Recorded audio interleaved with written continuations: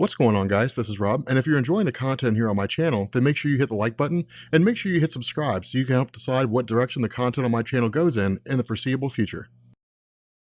Alright guys, so we get into we get into the trial of Peter Parker, and this is this story is interesting. This story is a unique circumstance. It's a unique snowflake. That's what this story is. It's a very unique snowflake because of what happens at the end. And people who have read Spider-Clone Saga are just like, oh God. Oh man, I'm sorry, Peter.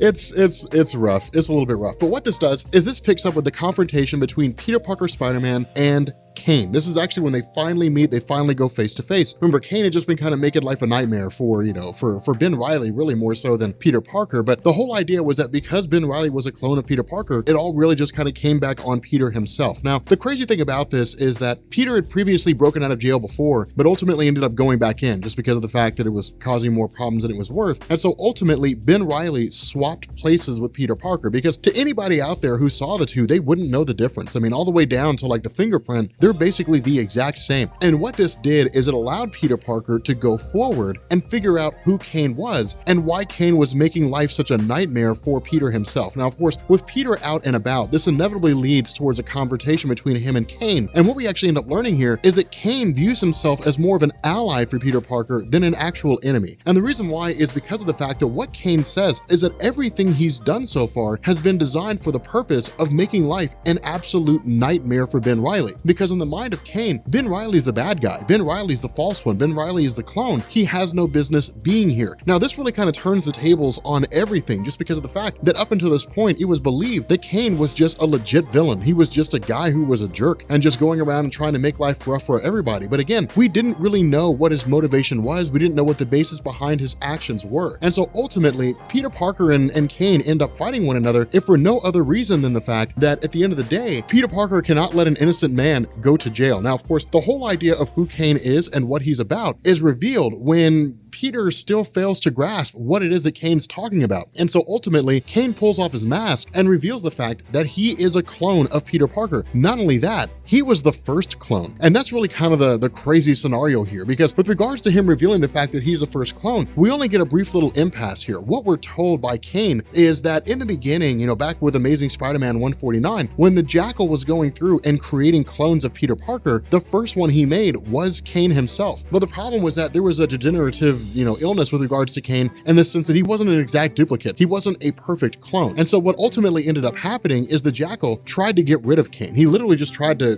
kill him off. Now, of course, Kane ended up making his escape and ultimately kind of, meandering around the world in the same way Ben Reilly did, which ultimately brought him back here. But this was a pretty huge revelation with regards to the idea of the whole clone saga, because now it changes the motivation behind everything. Now, of course, ultimately Peter still won't let Ben Reilly end up going to jail for something he didn't do. And so Peter Parker just kind of, walks into the courtroom alongside Kane and basically says, look, you have to confess, you have to tell people what's going on. Now, of course, what ends up happening here is that because of the fact that Kane had been looking to consistently kill Ben Reilly, he was always looking to simply eliminate him in his entirety, Kane ultimately goes after Ben Reilly and tries to kill him off. Now, of course, this ends up seeing, Peter Parker and everybody stepping in and ultimately Kane stepping down, once he's basically defeated and actually held at gunpoint, which is really kind of a crazy situation. And so with Kane being in prison, he literally just confesses to all of his crimes, to the murder of a former detective by the name of Luis Kennedy, to the murder of Dr. Octopus, how it was that he did it, that he broke his neck, the whole 9 yards. And so the crazy thing about this was that initially on the surface, it seemed like, okay, well, now we're done here. The clone saga is pretty much over. Everything's all copacetic. The bad guy's been captured, Ben Reilly's still out there, but surely they can come to terms, and it doesn't work out that way. Instead, what ends up happening is we actually see a guy by the name of Seward who's invoked here. Now, for the people who have never read anything about Clone Saga, I'm not going to go super in depth into Seward Trainer just because of the fact that he has a really big part in this story.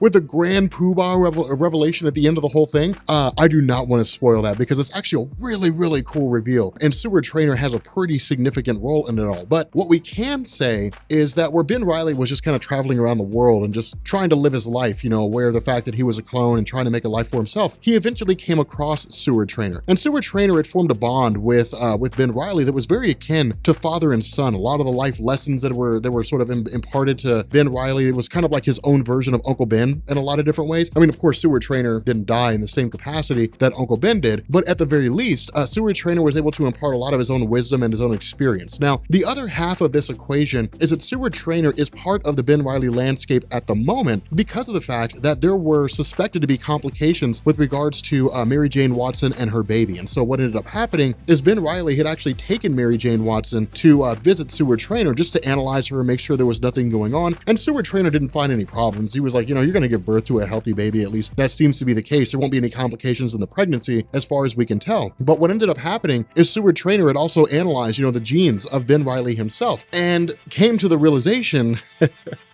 God, this story came to the realization that the father of Mary Jane Watson's baby was a clone. And so the implication here was that Peter Parker himself was the clone and not Ben Riley. Now, this gets kind of crazy here. And the reason why is because of the fact that Seward Trainer's like, look, guys, all you have to do is just kind of analyze yourselves, test your own DNA. Now, this is where the story, I mean, if the story hadn't gone off the rails by now, this is where it's fully off the rails. I mean, there's no tracks. This train is just careening down the hillside. It is, it's rough.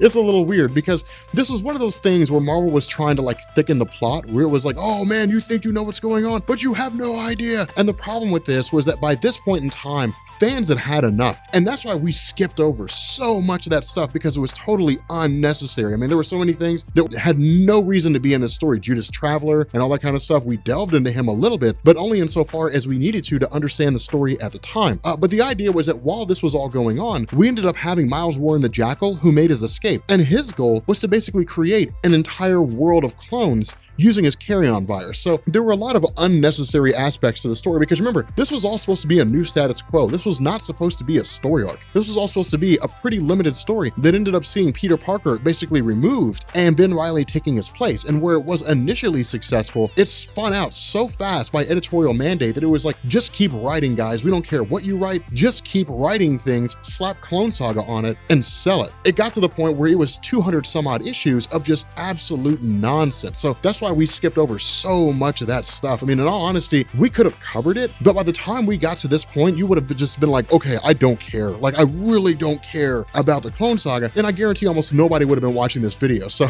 it would have been pretty rough. I don't even know if people are going to watch this video now. I have no idea how many people are going to watch it. People are just like, I heard about that story, don't care. So I have no idea how people are going to respond. But ultimately, because of the fact that Mary Jane Watson kind of, beseeches Peter Parker and says, look, even if you're not sure about this, even if you don't want to do this, do it for me, do it for the baby. At the very least, it'll give us a peace of mind. Peter Parker subjects himself to these tests and basically goes through alongside Ben Riley, analyzing their DNA, so on and so forth. We end up finding out that Peter Parker is the actual clone. At least that's what we're told. Peter Parker's a clone and Ben Riley is the real one. And so so because of this, it just kind of spins things out. I mean, at this point, it really just kind of goes absolutely nuts. Peter Parker, of course, begins to lose his mind. And in his rage and in his anger, he actually backhands Mary Jane Watson and hits her in the exact same way that Hank Pym hit Janet Van Dyne. So again, this is one of those things that we talked about when it came to the whole idea with regards to Hank Pym and the kind of stigma that he encountered, that one-off where he hit Janet Van Dyne. Peter Parker's done the exact same thing. Reed Richards backhanded